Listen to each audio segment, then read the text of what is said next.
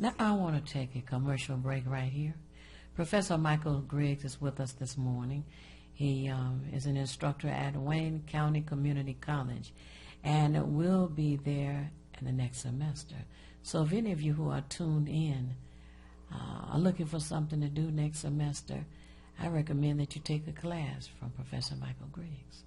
The registration is going on right now. And you can call the school at, they're not open right now, they do registration. Some people still have, yeah. Okay, there's some there. That's a 313 number, 496-2600. That's area code 313-496-2600. And let them know that you are interested in registering for Professor Michael Griggs' class. He teaches in 3 areas, Black history, Black politics, and Black psychology. And our community is desperately in need of all 3. I've been thinking that, and others have mentioned the same thing, that since Barack Obama was elected, President Barack Obama, that hatred against our people has, I don't know that it's increased because it's always been going on, but it is just out there. Yeah. We don't care if you know. They hate him so bad that they're just blatant with it. Now, the question that I've been asking recently is this. The National Rifle Association is made up of hunters, right? Hunters go out for the kill, right? And I believe the majority of the members of the National Rifle Association happen to be white men. Correct.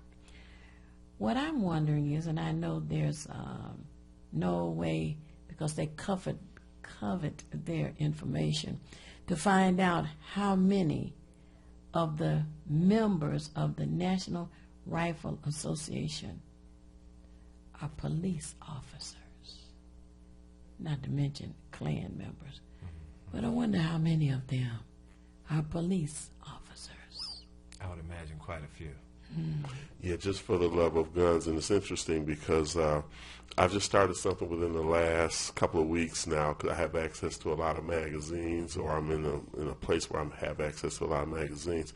And I just started writing down all of the gun magazines that are out there, and it kind of blew my mind.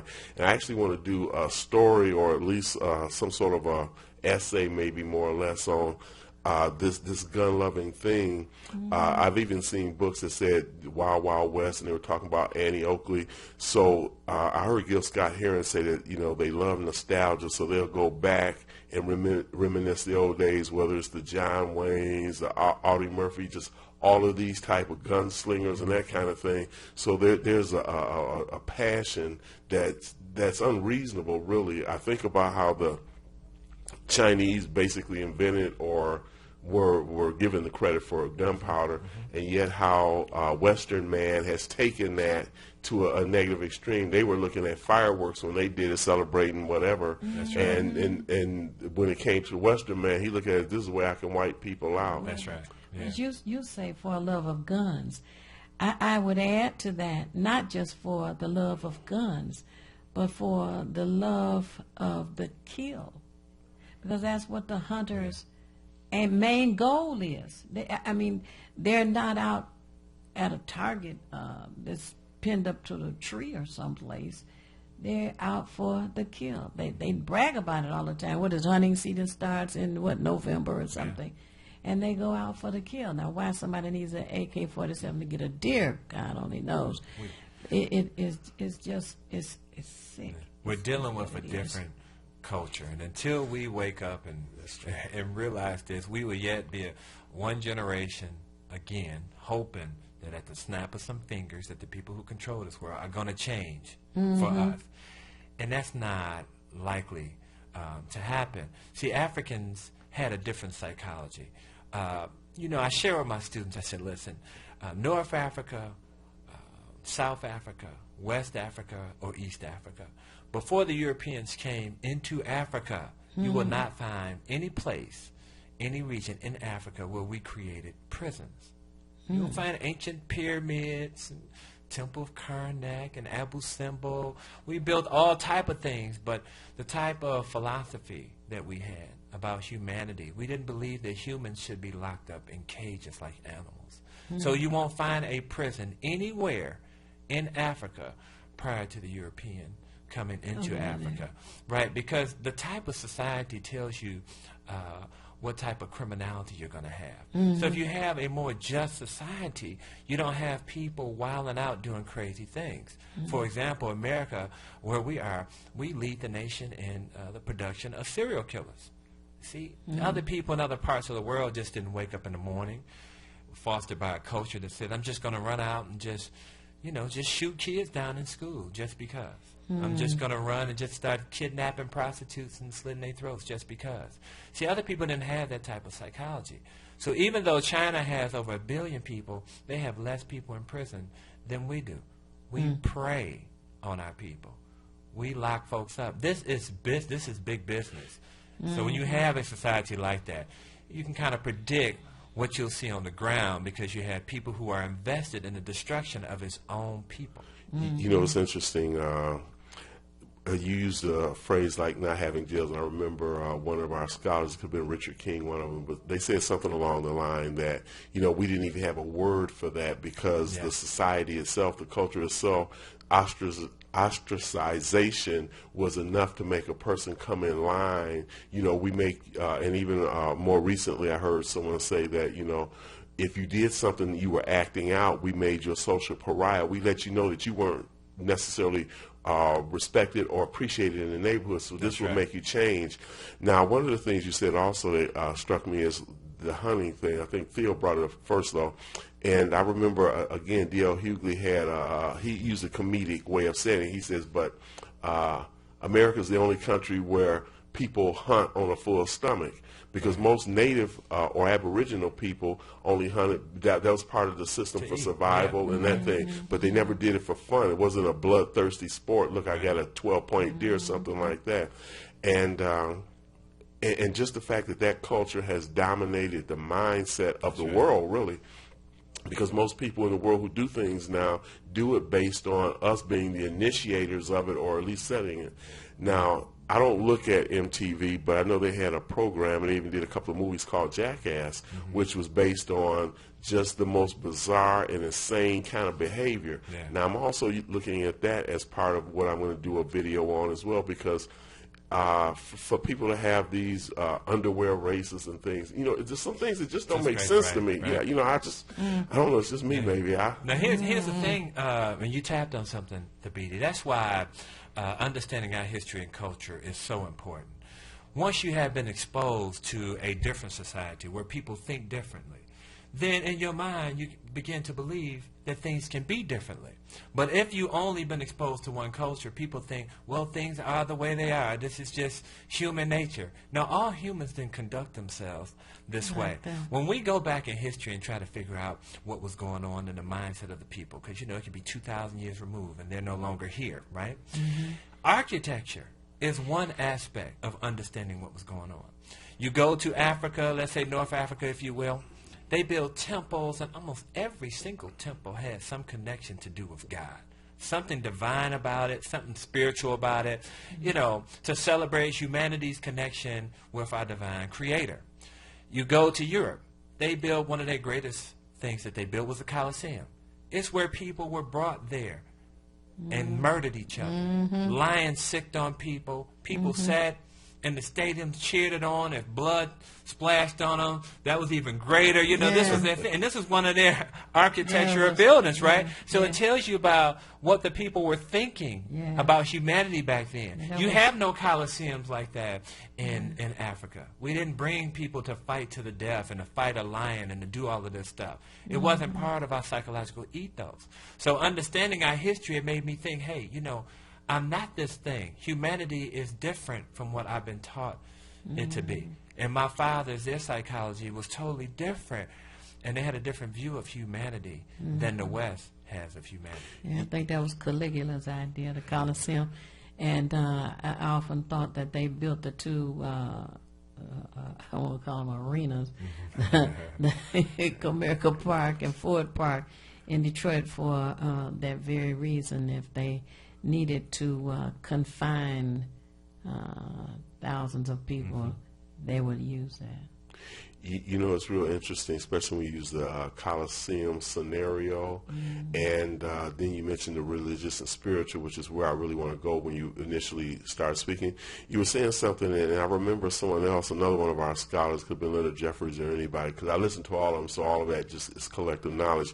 But it's like when you think about it, again, like you say, no place was there really that kind of a blood thing, but I also heard them say that when you consider all of the spiritual people that came out of the world, they either came from Africa or they came from the Far East, so you would have Buddha, Confucius, etc. Right. You don't really find that in European society where there was outside of the Pope, but he wasn't considered in the same way. He was just the leader of a church, but he wasn't considered one of the wise, philosophical, spiritual leaders who brought knowledge.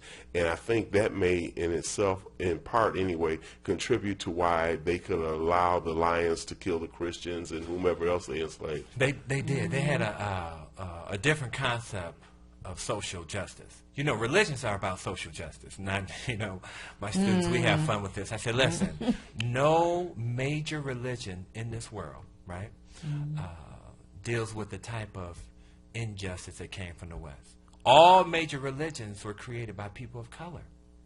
Islam, Christianity, Judaism, Hinduism, all of these major religions. Now, the West came and they had a concept of religion, but the world didn't embrace their religion. Because, again, religion deals with social justice. So it's hard to be this imperialist, going around the world, colonizing, stealing and raping the world, molesting the people, and have a religion that reflects that type of ideology that people are going to accept and embrace. So what they did was they hijacked, and it's been one of the world's greatest identity theft, a lot of things that was ours, and put their faces and their images, you know, and they propagandize this and advertise this to a great extent that people think that some of these religions that our forefathers created is now theirs. But never, none of the major world religions were ever started by whites, because religion, in essence, deals with justice. Now, I'm ashamed to say that I've had this book for about probably 10 years and haven't read it yet, but just the title alone, Civilization or Barbarism. Yeah, by Shankar. Yeah, and I say that only because when his thing was, I guess, to identify, I'm going to have to read the book now, but his thing was to show that, you know, is this what we call civilization, or is it barbarism under the guise of civilization, which when we look at some of the acts even perpetrated on us up to this day, Tamir Rice being shot 12 years old, there's a more barbaric nature than there is a civilized nature. And I know Gandhi was asked a question once before, I'm sure many people have heard this, where someone asked him what did he think of Western civilization. He said, yeah, that would be a good idea. If they were civilized. Yeah. Right. Because we had this historical narrative where we've been told for years that the Native Americans were exterminated and murdered by the good Christians. And the Africans were enslaved because we were heathens by people of good faith. So people who enslaved folks, history tells us, this history, they were the good folks. People who exterminate millions of people, they were good Christians. When you have a narrative like this, it really confuses the thinking process, which we see this in our contemporary era.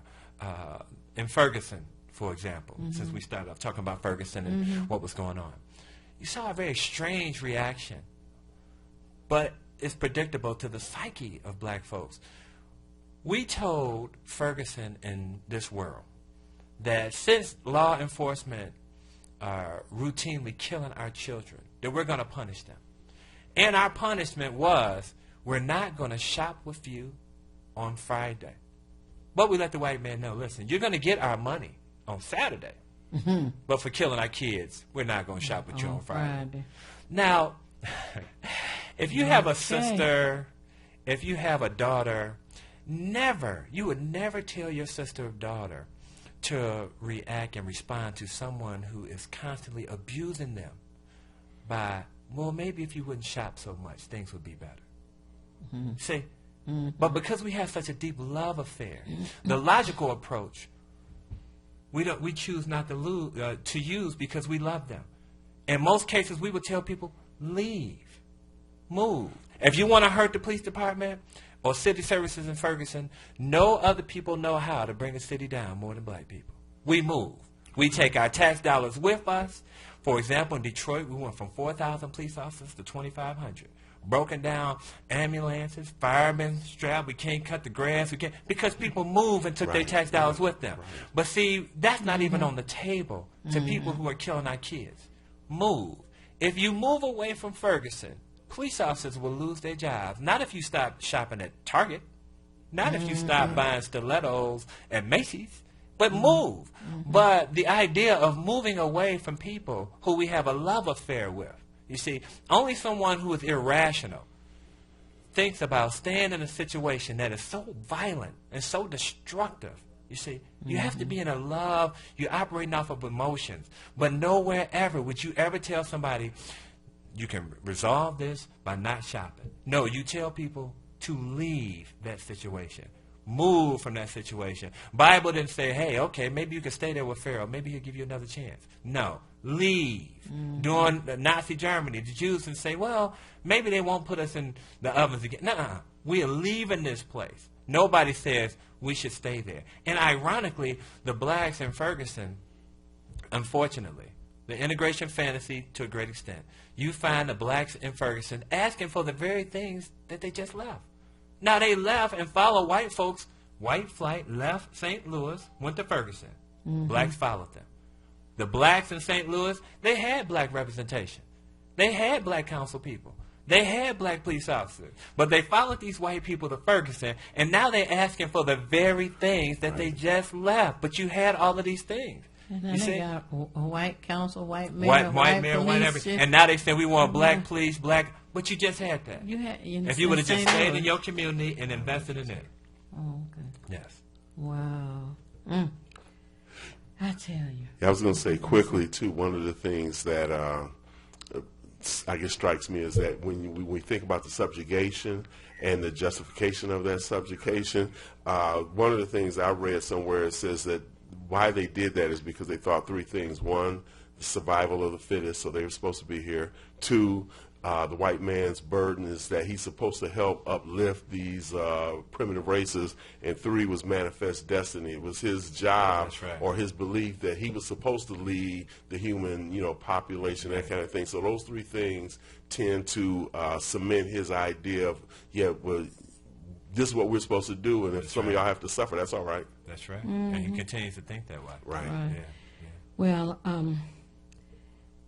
we're going to have to continue this because as we know, for the 2 years remaining, we're going to have President Barack Obama in office. And it just appears that we're going to have to make some different changes within our own community and work toward the mindset being improved, because otherwise this is going to continue, and that's unacceptable. That's right. But I want to let people know that Professor Michael Griggs, who has been here with us this morning, is at Wayne County Community College. The number there is 313-496-2600. And I want you to seriously consider registering for his class this semester. And we have a message. There have been many messages. Messages from Martin Luther King, message from Malcolm X, and we always appreciate the messages that you bring us. Thank you. We have a gentleman here who is going to give us a message for the youth in our community, and particularly at this time of year, we have a lot of people reflecting on what has taken place the last few days, weeks, and months, and our youth needs to hear what he has to say. So I'm hoping that our engineer will move for us so that we can have this message before it's time for us to go off. But Professor Michael Griggs, it's been fascinating this morning. Likewise. And one thing to your listeners, if they can't take a class, you can get a lot of what we teach in the book that I have out, Sleepwalking While Black. Yes. To wake you up from this nightmare. And the I know that's African American Art of War. Okay, let's do something different, and we can Yes. buy books for Christmas because it's the gift that keep on giving, and it lasts a lifetime. Right. And you know, if you read it on a printed page, it's going to be as he wrote it, different than from a Kindle, which can be adjusted. That's right. Mm-hmm.